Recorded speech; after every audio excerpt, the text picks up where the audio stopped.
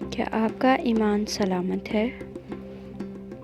اپنا ایمان تازہ کیجیے۔ دین میں جہاں آسانی اور مزاج کے مطابقت بار لگی مان لی، اور جہاں مشکل اور خلاف مزاج بات آئی تو نہ مانی۔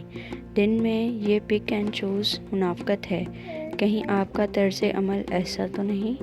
مومن کو ہمیشہ ڈر ہوتا ہے کہ میرے دل میں نفاق تو نہیں آ گیا۔ کسی دوسرے کی غلطیاں اور گناہ دیکھ کر ہم اس کو کمزور و ایمان کا تو سمجھتے ہیں، لیکن منافقت کا گمان نہ کیجیے، لیکن اپنا جائزہ باریکی سے اور سختی سے لیں کہ میرے گناہ کی وجہ سے نفاق تو نہیں۔ کسی دوسرے پر آزمائش دیکھیں تو اس کے درجات کی بلندی کا سبب سمجھیں۔ اچھا گمان رکھیں، لیکن خود پر تکلیف آئے تو اللہ کی طرف پلٹیں اور گناہوں کی معافی مانگیں۔ اس بات کو سمجھنا ہے کہ خود کو مکمل اللہ کے سپرد کیوں نہیں کر پا رہے، کہیں مان لیا کہیں نہ مانا، ایسا کیوں؟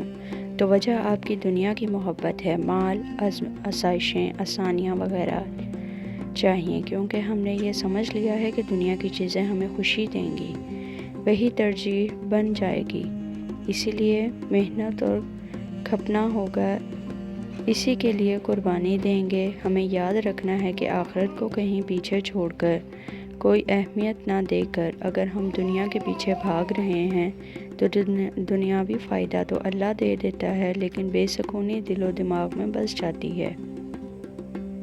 لیکن اگر آخرت کی فکر کی خاطر دنیا کی چیزوں کے کم ملنے پر بھی صبر کر لیا تو چاہے کم بھی ملے، اسی میں برکت ڈال دی جاتی ہے۔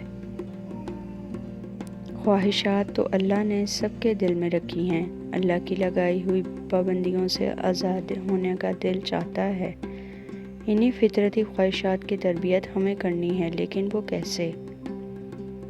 دنیا میں صرف اتنی آزادی لیں جتنی اللہ نے دین اور شریعت کے حدود میں دی ہے، بس اس لمٹ سے باہر نہ جائیں، اور خود کو بار بار یہی یاد دہانی کروائیں کہ بغیر پابندیوں کے جیسے چاہو جیو والی زندگی میں جنت میں ملے گی۔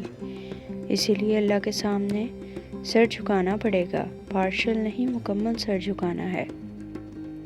دنیا کی چیزوں کو چاہے ہم کتنا بھی سمیٹتے جائیں، خوشی اور سکون ان میں نہیں، نہ مزید کی خواہش سے دل کبھی بھرتا ہے، بلکہ اللہ ہی ہنساتا ہے اور وہی رلاتا ہے جو آپ کا خدا ہے۔ مال کو اپنا خدا نہ بنائیں۔